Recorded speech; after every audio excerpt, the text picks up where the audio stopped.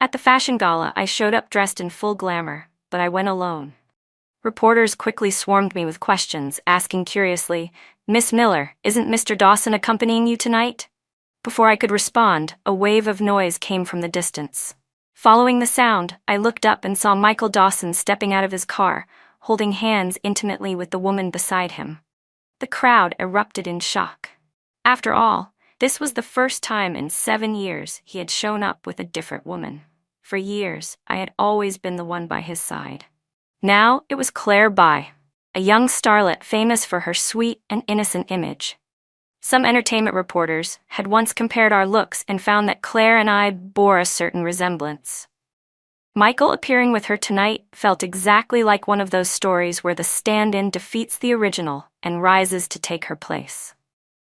Reporters rushed forward to surround them. I lifted my head and met Michael's gaze. His eyes were cold and indifferent. I nodded politely, then turned as if nothing had happened and continued walking down the red carpet. My agent Lucy leaned in and whispered, "No wonder Claire's been snatching up all your fashion endorsements." I was wondering who was backing her. "Turns out it's Michael Dawson. Did you two have another fight?" I shook my head. "No, we broke up." Lucy didn't even look surprised. She sighed and said, "Sweetie, it's only halfway through the year, and you've already broken up 3 times. Every single time, Michael swallows his pride and chases after you. Can't you just give in once? If you don't, that little vixen Claire might really steal him away." Yeah, in everyone's eyes, I was the one constantly throwing tantrums, while Michael was always the one coaxing me back. As for Claire, she was just someone he used to spite me. As long as I gave in, everyone thought Michael would come right back to me. But I knew better. This wasn't about throwing a fit. It was a statement. He was telling me, "If you won't give me what I want, there are plenty of others who will." I clenched my hands, the diamonds on the hem of my dress digging into my skin, sharp and painful, but that pain made me more clear-headed. "We're not getting back together." I said it with certainty. This time, it's really over between me and Michael Dawson. We had been together for 7 years, breaking up and getting back together more than 20 times. I was always the one who initiated the breakup, and he was always the one who made up.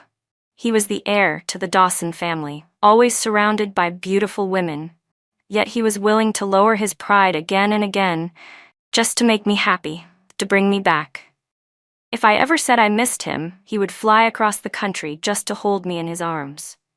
People often told me not to be so dramatic, that I shouldn't pick fights over random tabloid gossip. "Can't you see how much he loves you?" they'd say. "Why keep breaking up and hurting each other?" I knew they had a point, but I just couldn't control my emotions. There were so many nights I cried until dawn, and he would always hold me tightly, whispering in his deep voice, "How is that being dramatic? Yanyan just loves me too much. She just feels insecure. I want to comfort her."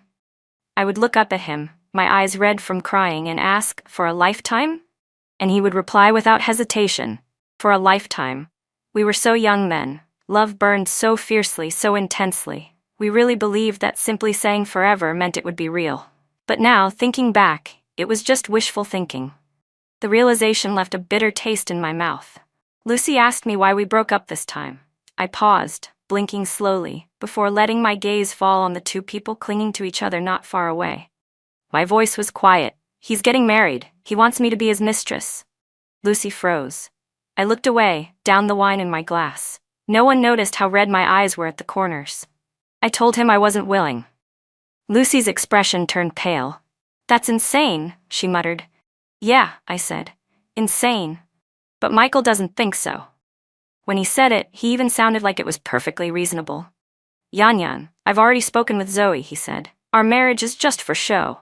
We won't interfere in each other's private lives. We can still be together." Zoe Carter, heiress of the Carter Group and the bride chosen by the Dawson family for a political marriage. I found out about their potential engagement by accident, through one of Michael's assistants. I had only wanted an explanation. I thought he would deny it. I never imagined he would drop such a bombshell instead. How ridiculous, to be with someone for 7 years, only to find out that my boyfriend is getting married, and he wants me to be his mistress. I stared at the man in front of me. My heart skipped a beat without warning, then began pounding violently in my chest. The pressure rose to my nose, and I couldn't stop the sting that welled up. For a moment, I didn't know whether I should be angry at his insult or heartbroken over the loss. But Michael just looked at me, calm and sure, as if he truly believed I would agree.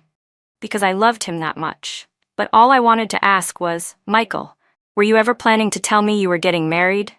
He frowned slightly, confusion flickering in his eyes. So what if I am? I love you. That should be enough, right? Yan, this kind of thing is common in our world. It's not like you haven't seen it before. Of course I had. In the 7 years we were together, he brought me to every kind of industry event imaginable. I had seen couples who seemed loving in front of the cameras but were emotionally distant in private. I had seen marriages of convenience, where each partner led separate lives behind closed doors. But I never thought it would happen to us. We loved each other so deeply. I was sure we would get married, have kids, and grow old together. I truly believed in that. But I was wrong. Michael never planned to marry me. All along, I was just fooling myself. I pulled my hand back from his grip, my voice clear and firm with every word. But I don't want to be your secret mistress for the rest of my life. Michael frowned again but still tried to explain patiently. Yan, you're not my mistress. You're my real wife. And what about Zoe? I asked. He couldn't answer. He couldn't deny Zoe's identity, yet he still couldn't understand why I cared so much about her existence. Maybe we were never on the same path from the beginning. I lowered my eyes, lashes damp, staring at him through tear-rimmed lids. I don't want to be the kind of woman who's hidden in the shadows. Yan, he said as if wounded, don't you want to be with me? We promised forever. You said you loved me. I do love you. I looked up at him, my gaze steady and resolute. But Michael, I won't lose my self-respect just because I love you. At that moment, the first snowflakes began to fall. Soon, everything outside was covered in white. It's snowing, I murmured, standing and walking over to the floor-to-ceiling window.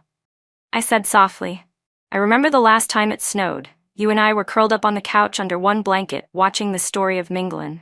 I watched as Minglin married Gu Tingye, wearing her phoenix coronet and red wedding robes, and I turned to you and asked if marrying you would also count as marrying up. You just laughed at the time. Looking back now, were you secretly mocking me for dreaming such a ridiculous dream? Who was I, really? Just a minor actress. What right did I have to think I could marry the heir to the Dawson family? As I spoke, tears began to fall. I lifted my hand to wipe them away, trying to erase the traces of my heartbreak. I looked pathetic, and I hated looking pathetic. But the more I wiped, the more the tears came, and my chest ached with 1,000 tiny pains. Michael spoke again, his voice low and hard to decipher. I never thought that. Maybe, I said, my lips curling into a bitter smile. But did you ever think about marrying me? Michael opened his mouth slightly, as if to answer, but said nothing. And in that silence I had my answer. No. He never did. He never once thought about marrying me. Even though I'd prepared myself for this, hearing the truth still hurt more than I imagined.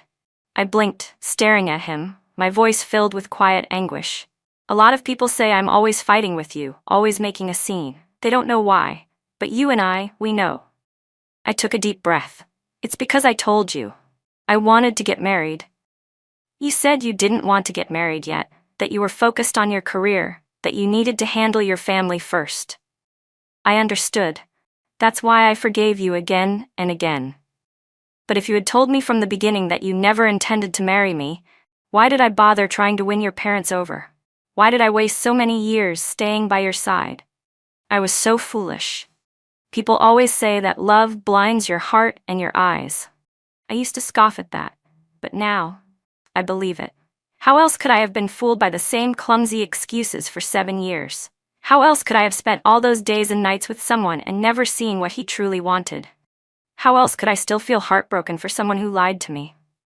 Michael Dawson, let's break up. I finally said the words, serious and resolute. In that moment, it felt like a weight lifted from my chest and shoulders. I could breathe again. But Michael just stared at me. The tenderness disappeared from his eyes, replaced by something deeper, colder. He said each word clearly and heavily. Caitlin, You're going to regret this." At the time, I didn't understand what he meant. But soon after, I started getting termination notices. Contracts were canceled, endorsements withdrawn. Some were willing to pay hefty breach penalties just to cut ties with me. And every one of them signed with Claire By instead. That was when I understood Michael was sending me a message. Through his actions, he was saying, "See? You didn't want to be my mistress? Well, plenty of women do." That night, the gala reached its climax when a special guest arrived, Director Lewis, the internationally acclaimed filmmaker who had just returned to the country. Lucy leaned in beside me and whispered excitedly, "Even Director Lewis is here. He's casting for the lead role in his new film. Didn't you always admire his work? I've heard he really likes you too. You better go for it this time." "Okay." I took a deep breath, champagne in hand, and started walking toward Director Lewis. But just as I approached, I saw Michael holding Claire's hand as he walked right up to him. "Director Lewis," Michael said. "This is Claire By, the actress I told you about." Claire glanced at me out of the corner of her eye, brimming with smugness. With Michael making the introduction, Director Lewis immediately began chatting with her about the film's plot. I pressed my lips together, unsure for a moment, but I didn't want to give up just yet, so I stepped forward. "Director Lewis, hello, I'm..." Before I could finish, Michael cut in, speaking casually. "She's my former lover." Lover. The word rolled off his tongue with a deliberate hint of innuendo. My heart skipped a beat. I turned to look at him, only to meet his taunting gaze. He did it on purpose. He knew how much I hated that word, yet he still pinned it on me in front of everyone. Looking away, he added coolly, "Her acting's average at best." Just like that, 4 simple words wiped out 10 years of my hard work. Director Lewis didn't spare me another glance. At that moment, I knew the opportunity I had waited years for was gone. Something hollowed out inside me, something I couldn't hold on to no matter how hard I tried. I turned and walked away. But around the corner backstage, I ran into Michael again. He was leaning against the wall, head tilted slightly as he looked at me, the lights above casting colors in his eyes, yet none of them were warm. "Caitlin," he asked, "do you regret it? After losing so much since leaving me, do you regret it? Come back to me," he continued. "Everything you want can still be yours." I looked up at him, my eyes calm, even gentle, but without a trace of regret. I smiled faintly. "Michael, I've never regretted it. When I say I'm done, I mean it." Because of Michael's interference, all my endorsements and appearances were canceled. But in a strange way, it gave me a rare break. I'd been in this industry for 10 years, always running, always chasing. For the first time, I had nothing to do. I didn't even know how to spend my time. While cleaning my apartment one day, I stumbled upon a shirt tucked away in my closet. There was a cufflink embedded in the sleeve, black crystal, with a tiny letter D etched in the center. I stared at it for a moment, trying to remember when he had left this shirt behind, but I couldn't recall. I had planned to throw it out, but I remembered Michael once mentioned how valuable the cufflinks were. So instead, I set it aside. I didn't want to owe him anything, not even a shirt. I contacted his assistant and asked him to come retrieve it. On the phone, his assistant spoke in a low voice. "Miss Miller, Mr. Dawson has been mentioning you a lot lately. He still loves you. But the Dawson family is very strict about the arranged marriage. That's why Mr. Dawson resorted to such a desperate solution. Making you his mistress. That was never his intention." He chose his words carefully, but couldn't hide the dismissive tone underneath. To them, being a mistress, being the other woman, was never shameful. It was just how things worked. I responded with a flat, "Got it." After a moment of silence, his assistant carefully asked, "Miss Miller, I'm glad you understand. When will you be back? I can come pick you up." I cut him off. "I'm not going back. It ended between us a long time ago. I already said I don't like seeing myself fall apart, and I never regret my decisions." The moment I finished speaking, I heard a loud crash on the other end of the call, like something heavy hitting the floor. Then came Michael's hoarse, low voice. "Then get out of my life. Get out and stay gone."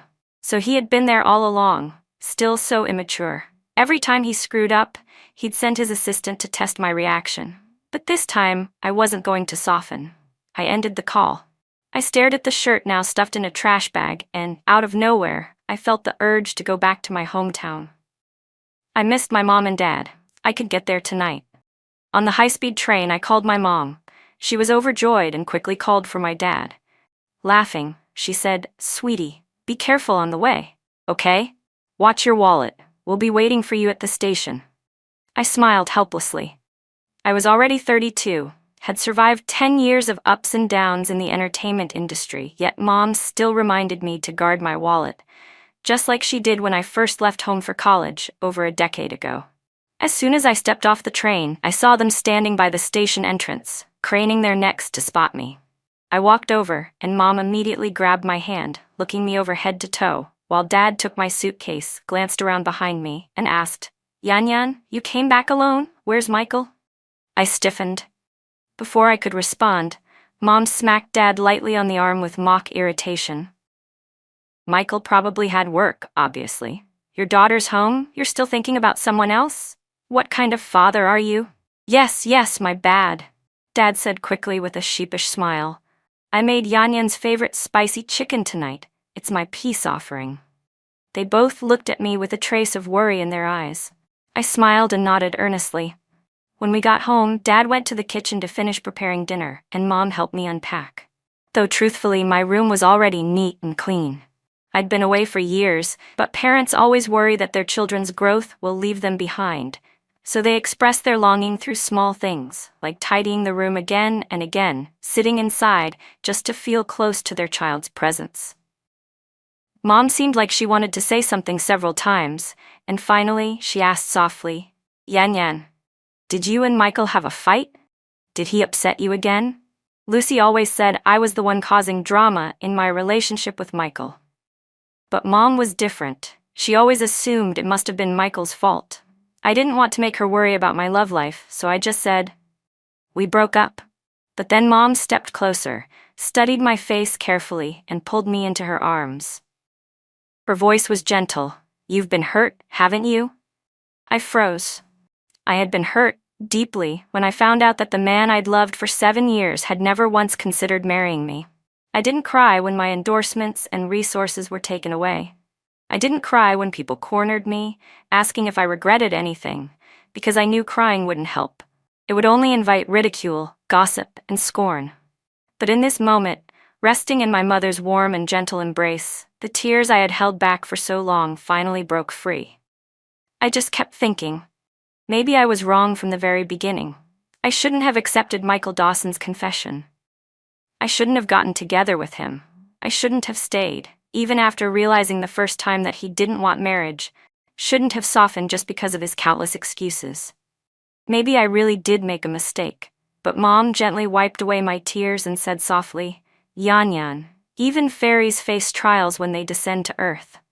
Maybe Michael was just one chapter in your story. And our Yan, she made it through that chapter. It took 7 years. But it's over now. That means I should be happy for you. She smiled at me, eyes full of unwavering belief. Because I know, from now on, everything in your life will go smoothly. Really? I looked up at her. She didn't hesitate for a second. Of course. And in that instant, the unease I'd carried for so long seemed to settle and grow quiet. My heart finally landed, steady and still. Mom and Dad would always be my support. I could walk any path with courage, because if I ever got tired, I could come home. My mother's arms would always be open. That night, lying in bed, Mom tucked me in.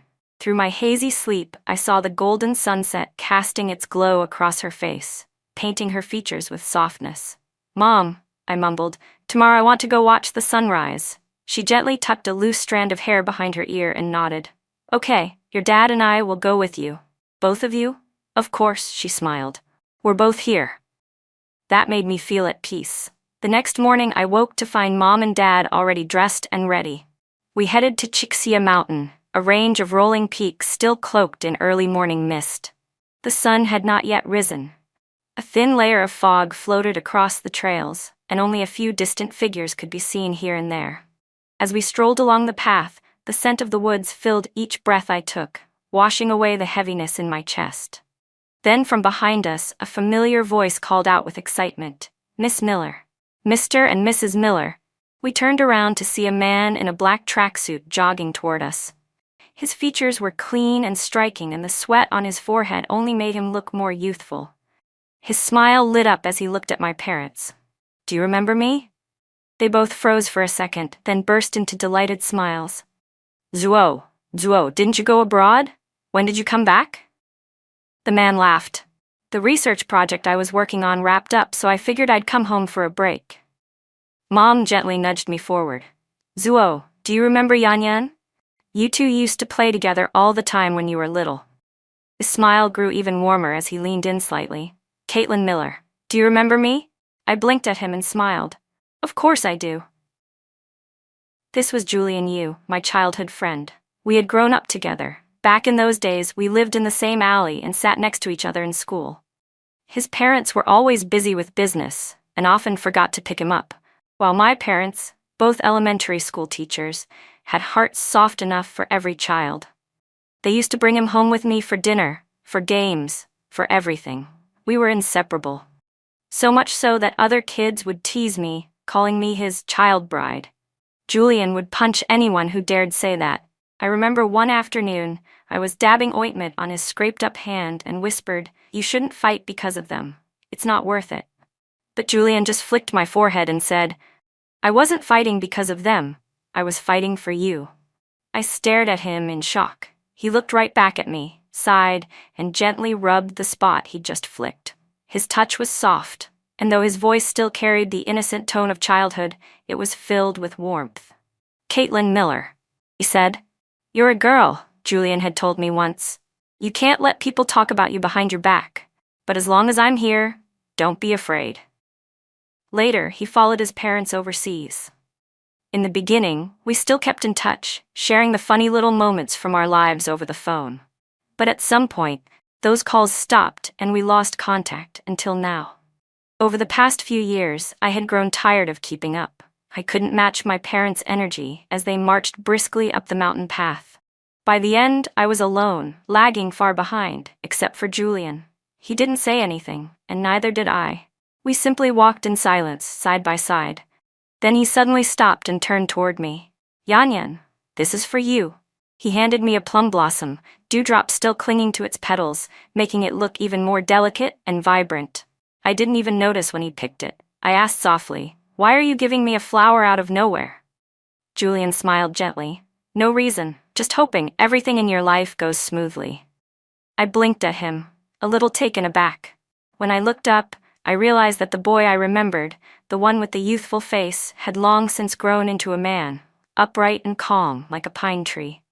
The morning light seemed to favor him, filtering through the leaves and casting a golden glow over his shoulders, like it was crowning him with radiance. His eyes curved slightly, glinting with laughter, warm and full of affection. He was breathtaking in a way that made it hard to look away. I accepted the flower with a soft laugh. "Thank you." Just then, the sun broke over the horizon, spilling golden light across the mountain in a brilliant blaze. My mom waved at us, calling out, "Julian, come on, let's take a picture together." We laughed and walked up to join her. The shutter clicked. Time froze in that perfect moment. My face relaxed in a gentle smile, the road ahead stretching forward, my family and friends beside me, and the dazzling sunrise glowing behind me. From that day on, I knew my life was starting over. After that reunion, I realized Julian's family never sold the old house at the end of the alley. We became neighbors again. When we had free time, we'd go hiking together or grab a drink. He never asked how I'd been all these years, and I never brought it up either. Until one day, returning from an art exhibit, I spotted a familiar car parked at the entrance of the alley. I walked a little closer, and sure enough, it was Michael. He was leaning against the hood, brows furrowed, cigarette butts scattered at his feet. The moment he saw me, he rushed to stomp out his cigarette and took a step toward me. But then he noticed Julian walking beside me, and he stopped.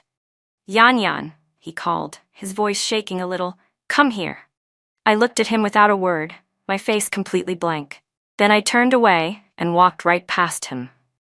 Michael froze. He had never imagined I would be so indifferent toward him. The words he had prepared got stuck in his throat, and he couldn't say a single thing. I had planned to just walk away. But when I noticed several neighbors watching curiously, I stopped in front of him and said flatly, Do you need something? His eyes lit up, but before he could say anything, a car stuck at the mouth of the alley blared its horn several times. I looked back at him and said calmly, "If not, please leave. Your car's blocking the entrance. It's making it hard for people to get in and out." My tone was distant and polite, like I was speaking to a stranger. Michael's expression shifted. There was a hint of helplessness in his eyes.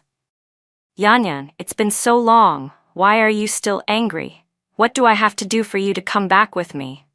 He took a step closer. "I've really missed you these past few months. Without you, the house feels so empty, so cold." He reached out, trying to hold my hand, but I pulled away. Even now, he still didn't get it. He still thought I was just throwing a tantrum, that if he lowered his head and coaxed me like before, I would soften, just like all the other times over the past 7 years. But not this time. I wasn't going back.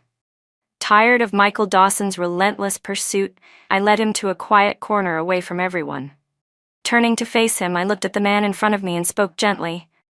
"Michael, your family wants you to marry Zoe Carter, and you expect me to be your mistress. You think that's perfectly reasonable. But what if my family needed me to get married too? Would you be willing to be my secret lover?" Michael froze. His expression darkened. "You wouldn't be willing, would you?" I said calmly. "So why is it fair that you get to marry and I don't? Why is it only fair when things go your way?"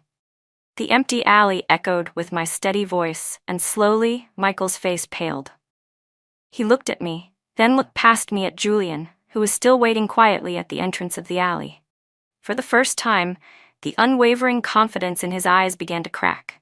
He misunderstood, but I didn't want to explain. I didn't owe him that anymore. When I spoke again, there was a trace of irony in my voice. "Michael, from beginning to end, you never saw us as equals, did you? You come from a wealthy family. You needed a political marriage to protect your business. And me? I come from an ordinary background. I couldn't help your career, but I could be your mistress. You always said you loved me, but deep down, you never respected me. You asked me if I regret it." I continued, my tone softening slightly. "I really don't." I let out a quiet sigh. My eyes carried a tinge of sorrow, because once upon a time we truly did love each other. And I didn't want the miserable way we ended to taint the part of me that once chose to love him. Back then, we were both too young. We thought love was forever. But we forgot. People change. The man I loved was the college boy who sang love songs loudly on the field just to get my attention. The one who was willing to give up everything for me. The one who worked hard to fight for the freedom to marry for love. Not this man who was now choosing ambition over me. Maybe, for him, this choice wasn't wrong, but I didn't like him anymore. And that's why I don't regret anything. Maybe Mom was right. Maybe Michael was just a chapter in my story. I was unlucky enough to spend my best 7 years caught up in that chapter. But I was lucky enough to know that my life is far more than just 7 years. I allow myself to feel sad, to be heartbroken, but I will never stay stuck in place. I have ambition, and my ambition doesn't allow me to stop. "So, Michael," I said quietly, "we're really over." I smiled then, just like I used to. No, this isn't how it's supposed to go," he stammered, like something inside him had shattered. He shouted, his fists trembling from how tightly he clenched them, eyes red and brimming with tears. "Caitlin, I don't want to lose you." But I looked at him and felt nothing. I even took a step back, just in case he lost control and lashed out, even though I knew he wouldn't. And it was in that moment that I knew for sure I really didn't love him anymore. Because every emotion he showed only made me feel weary. I stood there, unmoved, coldly watching, and then I turned to leave. I brushed past him. Michael lifted his hand as if to stop me, but in the end, he didn't do anything. As I neared the corner of the alley, I turned around one last time. Michael was still standing there, stubbornly staring at me. His shoulders were slightly hunched, making him look vulnerable and pitiful. He opened his mouth and finally asked me, "Caitlin, did I really mess everything up?" I didn't answer him. I didn't even turn around, and that in itself was my answer. On the way home, the distance was short, but both Julian and I instinctively slowed our pace. I was going to suggest that he head back first. I wanted to be alone for a while, to let the wind clear my thoughts. But instead, he quietly sat beside me. He didn't ask anything, and I didn't feel like talking. We stayed that way until stars appeared in the sky and the cool night breeze finally dried my tears. Julian handed me a tissue. When he finally spoke, his voice was soft and cautious. "Caitlin, did he hurt you?" I froze. Those words, I'd heard them before. My mom had asked me the same thing. By now, there was nothing left to hide. I let out a soft sigh, smiled bitterly, and said, "I was with him for 7 years. And now, he's getting married, asked me to be his mistress." It sounds ridiculous just saying it out loud. Sometimes I genuinely wondered if maybe I wasn't meant for marriage. Otherwise, how could Michael Dawson be with me for 7 years and never once consider marrying me? Julian paused, then suddenly stood and crouched in front of me. He looked up at my red, swollen eyes, wanting to say something, but all that came out was a muttered curse. "What an asshole," he said, then added, "a blind asshole." Julian had always been handsome and easygoing, with a smile that warmed everyone around him. Most of the time he felt like a calm, thoughtful scholar.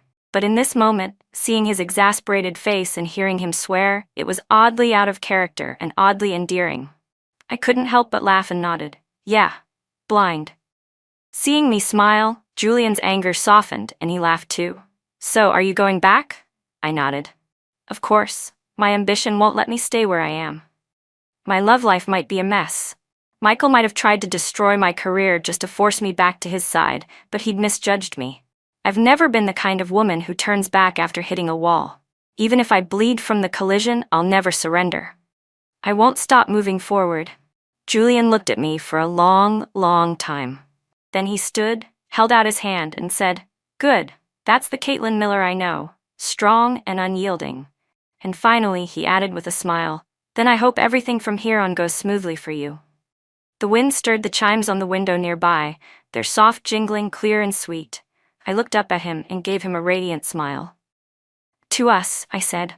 A month later, on the day of another sunset, with golden light spilling across the sky, Julian proposed to me. It was sudden. He dropped to one knee, pulled out a diamond ring, and with trembling voice confessed everything.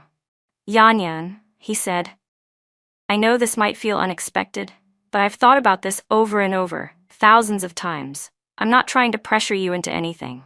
I wanted to tell you this way. You're not some unloved girl, and you're not someone who isn't meant for marriage. The people who didn't see your worth, they were the ones who weren't good enough for you." My heart skipped a beat. I suddenly remembered what I'd said last month, just a passing complaint, really. I had said, maybe I'm just not the kind of person people marry. And now, standing here, he gave me his answer. He told me I was better than anyone. He said, "Caitlin, don't doubt yourself." He said he liked me. He said he had never stopped thinking about me. And then he told me the real reason he came back. It wasn't a vacation. It was because he heard I had broken up with Michael Dawson. He dropped everything, his research, his work, and rushed back. "I just thought," he said gently, "that maybe you'd need someone to be there for you." Looking back now, it turns out I had underestimated myself. Julian said softly, a little shy, but also a little proud. "Caitlin figured things out all on her own." I couldn't help but laugh until tears unexpectedly slipped down my face. I had imagined so many different scenarios for a proposal over the years, grand ones, romantic ones. But in the end, it was this, quiet, simple, and deeply moving. My parents stood nearby, tears in their eyes as they smiled at me. They loved me, so they would never pressure me into a decision. I reached out and took the ring from Julian. In that moment, it wasn't a symbol of constraint. It was a rare and precious gift. A gift filled with youthful sincerity. As the last tear fell, I whispered, "I think I'd really like to consider it." 2 weeks later, I received a call from Lucy. She informed me I had been nominated for Best Actress at the film festival. I needed to attend. I arrived early. While getting ready, the makeup artist I'd worked with many times began to chat idly, sharing the latest gossip. The biggest topic, of course, was Michael Dawson and Claire Bai. "I heard the Dawson family officially announced the arranged marriage with the Carter family," she whispered. "But Michael refused. There was a huge scene a few days ago." "Is it true he actually wants to marry Claire?" she added. "She's everywhere lately, stealing opportunities from everyone. And Michael still spoils her like crazy. He's not worried it'll backfire?" She paused, then sighed. "Honestly, Caitlin, You're lucky to have escaped that mess. I always thought someone like Michael wasn't our kind of people. His parents were in a political marriage too, you know? And now his dad's illegitimate son just showed up. He's almost the same age as Michael. That kind of family chaos. It's not something we'd ever be able to accept. I looked at my reflection in the mirror. Flawless makeup, red lips, bright eyes, and a soft curve to my mouth that made me look radiant. Across the room, I noticed a familiar figure. It was Michael, standing stiffly. The shadows beneath his eyes were deep and purple with fatigue. Claire was clinging to his arm, smiling sweetly, full of life. But his eyes were fixed on me, through the mirror, not blinking. I was the one who looked away first. My voice was clear, light, and distant. Yeah, I couldn't accept it, so I gave him up. Time to head in. The curtain was drawn. I lifted the hem of my dress and walked into the venue. Just before the lights went down, I turned back and pulled the ring from my purse. After a moment of thought, I slid it onto my ring finger. In the end, the Best Actress award wasn't mine. It went to Claire. She stood on stage, delivering her acceptance speech, glowing under the spotlight. At that moment, she really did look like life's biggest winner. Just 2 years into her career, she'd won the award I'd been chasing for 10. Luxury endorsements lined up behind her, and she had the Dawson family's golden boy by her side. How could she not be the winner? I let out a quiet sigh and exchanged a wry look with the director beside me. Then I stood and quietly left the room. Backstage, I ran into Michael again. He was on the phone, voice low and furious. How could it be Claire? Didn't I tell you to stay out of tonight's awards? Someone said something on the other end. Michael went silent and then hung up without a word. He stormed into the banquet hall, grabbed Claire by the wrist, and dragged her to the back. Michael, what are you doing? Claire protested, but Michael stared at her coldly, voice like ice. It was you, wasn't it? Claire panicked. No, it wasn't me. I earned that award. Caitlin's acting is average at best. How could she possibly deserve it? Before she could finish, Michael grabbed her by the neck, his voice dangerously low. From now on, I don't want to hear a single bad word about Caitlin come out of your mouth. You're not worthy. He stared at her hard. Caitlin has been in this industry for 10 years. She's earned more awards than you can count. I was the one who forced her endorsements to be terminated. Do you know how unwilling those brands were to work with you afterward? Without me, those endorsements would have been lining up to work with her instead of you. You'll never match his fame or his talent in your entire life. Who do you think you are, daring to judge him? I froze. I never realized that, in Michael Dawson's heart, he held me in such low regard. But wasn't it him who stood before the press and called me his mistress? Wasn't it him who discredited my acting skills in public? He had always been like this, living by double standards. I let out a cold laugh, then quietly turned and walked away from the farce. At the exit, I was immediately surrounded by reporters who had clearly been waiting. Some offered comfort, others were just there for the spectacle, and of course, a few were eager to stir the pot. Miss Miller, do you think losing Best Actress has anything to do with Mr. Dawson? Do you regret breaking up with him now? Facing the cameras, I smiled calmly and held up my hand, revealing the diamond ring on my finger. I'm getting married. As soon as the words left my mouth, the man not far from me visibly faltered. His eyes turned red, and his face went pale as he stared at me in shock. He started walking toward me in big strides, but Claire grabbed his arm and held him back. I looked at them, then turned and walked through the crowd, leaving the banquet behind. Once inside the car, Lucy gave me a complicated look. She wanted to say something, but held it in. I didn't feel like explaining anything. Then my phone rang. I answered, and a familiar voice came through. Yan, I heard you're getting married. He must have been watching the live stream. There was no other way he could have found out that fast. I smiled. Yeah. With who? He asked, equal parts hopeful and cautious. I was silent for a long time, so long that only the sound of our breathing filled the space between us. Then I said softly, maybe it's you. Julian let out a startled gasp. I'm coming back. I have to come back. But a second later, an angry voice shouted from his end of the line. Get your ass back here, you little brat. You've already used up 3 years' worth of vacation. It was his advisor. Listening to the chaos on the other end of the phone, I finally felt the tight knot in my chest slowly unwind. Everything felt right. The last time I saw Michael Dawson was on set. Claire had probably upset him and he stopped supporting her. That signal alone was enough to stir up all the resentment from those whose resources she had taken. Everything turned back on her tenfold. Poetic, really. But I had no energy to care about someone else's fate. I was busy comforting Julian, who couldn't come back just yet, urging him to focus on his research. Busy shooting new films and commercials. Oh, and director Lou reached out to me again. Despite how Michael had discredited my acting in public, which turned director Lou away from me at the time, I still went to the audition.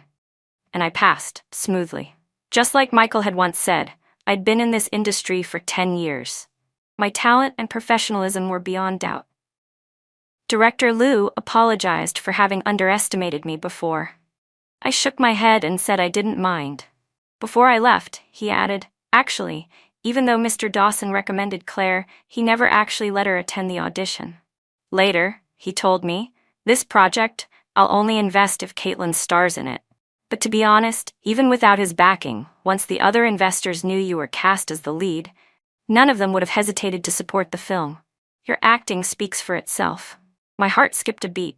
I hadn't known that part of the story, but it didn't matter anymore. I simply smiled and said, thank you. When I left the set, it was already past midnight. The sky was still dark, and to my surprise, it was snowing again. Winter had returned. It felt like I had a strange connection with snow.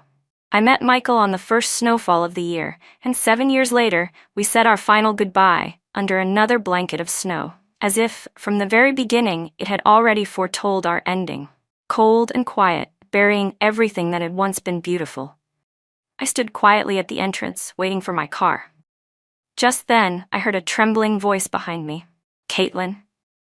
I turned. It was Michael. He stepped up beside me and stood there in silence for a long time before finally speaking in a low, hoarse voice. I've done a lot of thinking lately, and I realized I was really wrong. I turned to look at him, only to see how disheveled he was. The shadows under his eyes were deep, his gaze bloodshot and tired. He hadn't even shaved, his jaw covered in rough stubble. There was a faint smell of alcohol clinging to his clothes.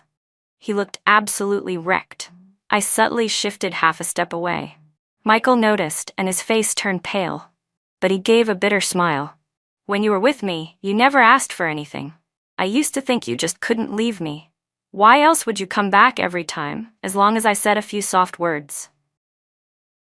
He paused, eyes glistening. I forgot. You came back because you loved me. And I crushed that love. His voice caught at the end. Caitlin, he whispered, I'm sorry. He added, if I could do it all over again, I wouldn't let you go.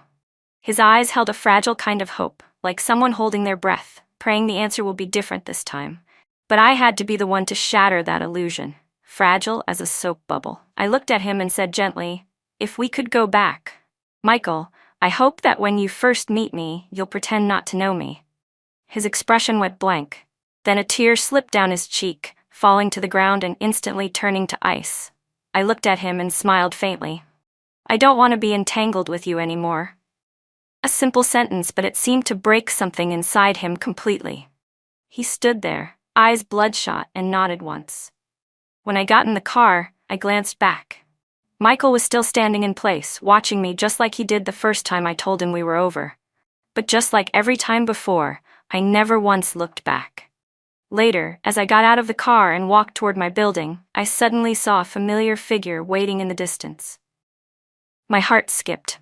I ran toward him, fast, without hesitation, and he caught me in his arms. At that moment, the sun rose. Warm golden light spilled across the snow-covered ground, melting the chill and washing away the shadows of the night. I'm back, Caitlin, Julian said softly. I looked into the distance. The sunlight was dazzling. Snowflakes drifted down from the sky, but I knew that from this winter on I would never feel cold again, because I had caught the rising sun.